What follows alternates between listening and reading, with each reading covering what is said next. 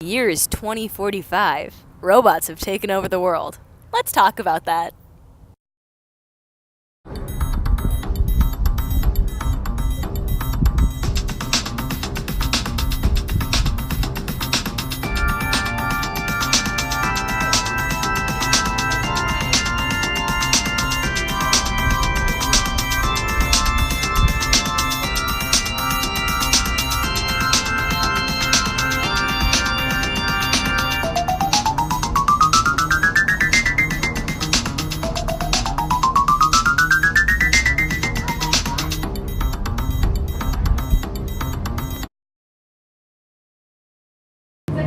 On today's episode of How Robots Take Over the World, we're going to be talking about perfection and how robots perceive that. And for our example for this, we're going to be using one of my favorite animations called Being Pretty, which is sort of what we're talking about, like the type of dystopian we're talking about. So Being Pretty is sort of about this whole matriarch that controls an entire fleet of robots. That it's just one big hive mind, basically, and they all have just this one concept of how a perfect society should be. And if you follow that concept of how their society is, you are pretty and you are perfect.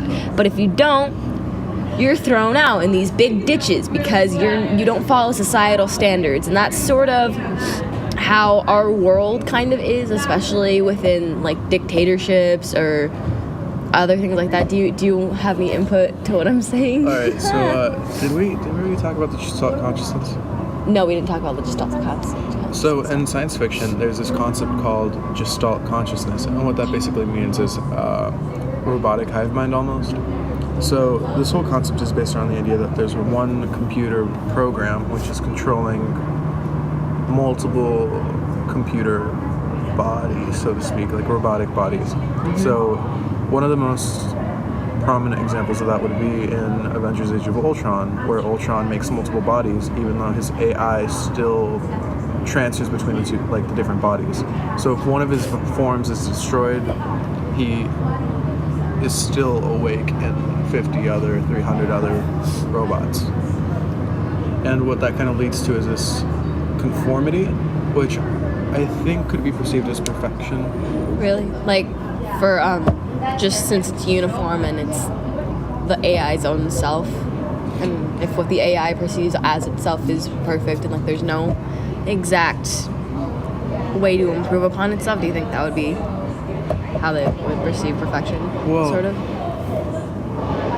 Yes, but also perfection could also be limited by, and I think we touched on this in the last episode, but perfection could be limited by the form of their creator, so to speak. Yeah. Because although it's not, a lot of people tend to think that humans have this special trait about them about creativity or imagination, but we don't.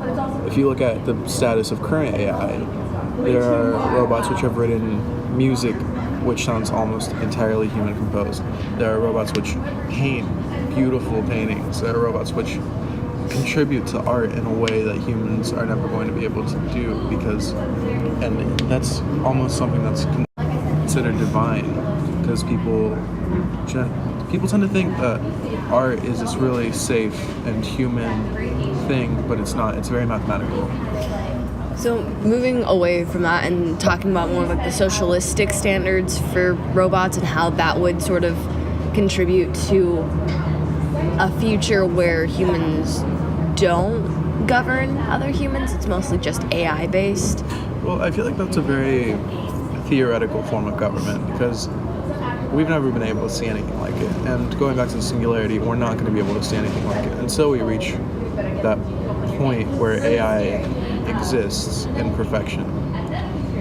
But I think it's a very interesting concept, because at that point, who controls the robots controls society. Yeah. What if the robots control themselves? Well, if they are sentient, then there's no way of knowing which way sentience is going to take robots. We tend to be pessimistic about it, and we see it through Terminator and other dystopian films where robots are evil.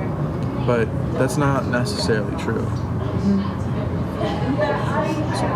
But do you think since if a robot didn't like develop that sense of human sympathy or empathy, how do you think that would change or influence the way, since humans do govern? Do you think, since there is human error and human flaw within the government system, that AI would probably take that out, maybe, or no? Well, one of the things that's interesting about robots is they're better than us. Mm-hmm. Robots don't have a sense of tiredness. They don't have a sense of corruption. They don't have this fault that we have as human beings. They are better at, they outperform us in jobs. They do everything we do, but better.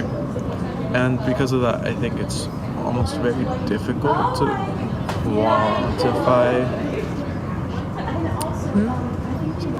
Resume.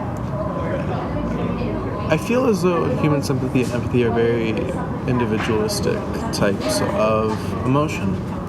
And assuming that a robot is truly sentient in the way we are, I feel like they would be able of sensing emotion in the same way we are. Does that make sense? I think so. So, like, what we're trying to say, or what you're trying to say, is that robot AI would get so good that it would be able to distinguish the differences between humans, like human emotions. Is that right? Yeah. But I feel like at the same time, would they see emotion as weakness? Yeah. In their attempt to become more perfect. So we'll brush up more on this on the next episode. Thank you for listening in, and we'll see you then.